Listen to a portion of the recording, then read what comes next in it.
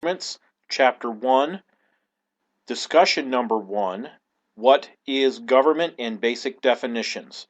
Please make sure that you make these notations in your notes so that then when they are checked, they are properly labeled. Thank you. We're going to start this class by taking a look at some very basic words and definitions that you're going to need to have a proper foundation as we go through this government course. You've never had government before.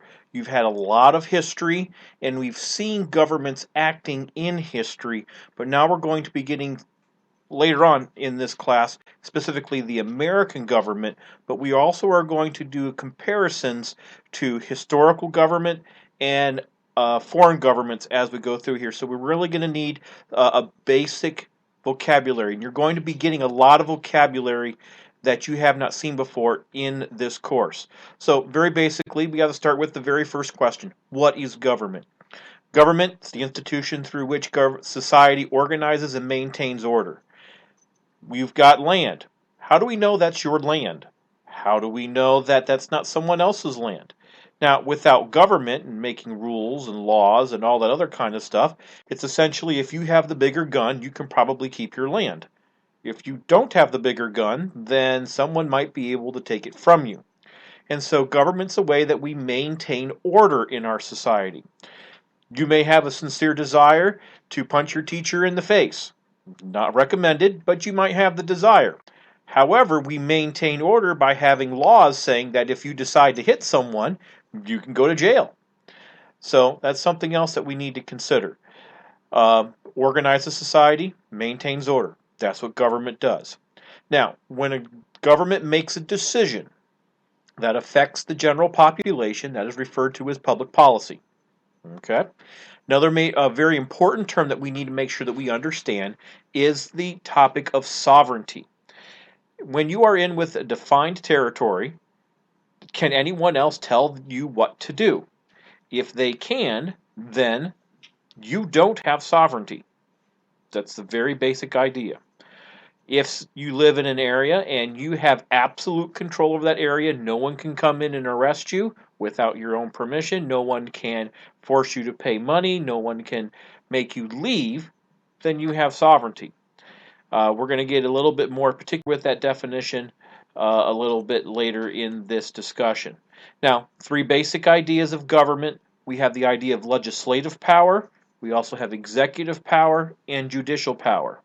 Now, it was actually a fairly modern idea to have these three powers separated and defined within a government. If you go back to ancient times and you look at Caesars or even pharaohs, a lot of this was encompassed in one person.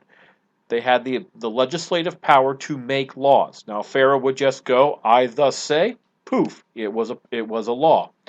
Later on, kings would go around saying, "I say this," poof, it was a law. However, you can say as much as you want. Will it actually be enforced or executed?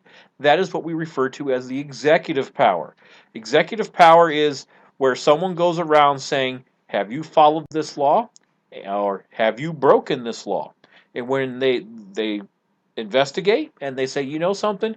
You broke this law. You're going to be in trouble." That's executive power. If you just have legislative power, you can say as much as you want, but nothing will happen until you have executive power. However, can someone be wrong when they start pointing fingers and said, "You did this"? Yeah.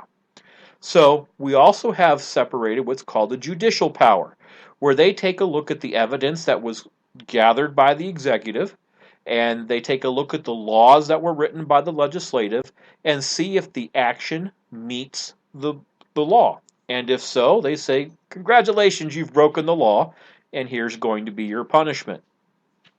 Also, judicial power serves an important function and was probably one of the first functions in government. Whereas if two people are disagreeing in a society, who do they go to settle that disagreement? Well, we have judges. Judges are people that we go to and say, "We have differences of opinion. Please present your judgment, and then we will go according to what you say," also known as an arbiter. So that idea of essentially playing that peacemaker or the person that is in between everything is what a judge does. Now, a lot of times we hear the terms being thrown around called nation. Nation, a group of people with a similar culture and history. America is a nation. Germany is a nation. Uh, the American Indian is a nation.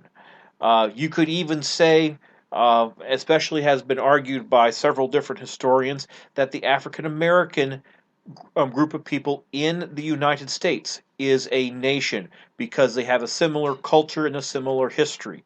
Rap music, I don't understand it, but they say it's part of the culture.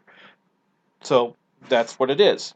However, the African American people in the United States, or the American Indian, or the Eskimos in Canada, are not a state.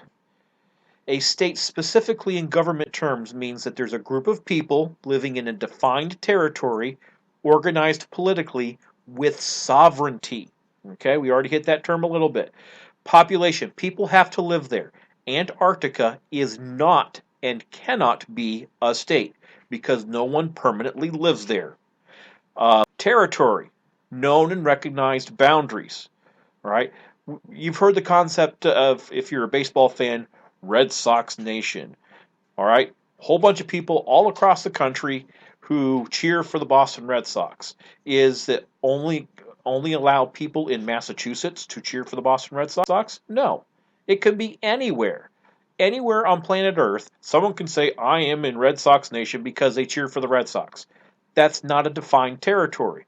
The United States has very specific lines that if you keep on going north, at one point your step will be in the United States and the next one will be in Canada. You can keep on going south and eventually one step will be in the United States, the other one will be in Mexico. That is a very defined line. Government, of course, we already talked about that with the first slide. And again, we're back to the idea of sovereignty. Now, when we talk about sovereignty, you can think about, okay, does the principal of Cumberland Valley Christian School have sovereignty? Well, we can take a look at, can he tell me what to do in my classroom? Yeah. Can he tell you what to do in the school? Yeah. Can he tell the state police what to do? No. So Cumberland Valley Christian School does not have sovereignty. Okay? Now, the United States has sovereignty in the state of the United States. There is no other power in the world or outside of the world that can come in and tell the United States, you must do it this way or else. Oh, well, wait a minute. There is an or else possibility. The only way that you can force anyone to do anything where they are sovereign is by the use of military force and kicking them out. We go back to World War II. If you think about it, the Italians, the Germans, the Japanese were going in and pushing and putting their sovereignty in other places by using their weapons of war. They'd go in, blow people up. They say, we're now in charge. Go ahead and try to stop us. No one did. They had sovereignty in that area. However, with the use of military force, we booted those governments out, and all of a sudden, that they didn't have sovereignty until we allowed them to set up their own governments. And then they had complete control once those new governments were established. So, sovereignty, unless you can come beat me up or do something to me, you can't do anything about it. That is sovereignty. Thank you.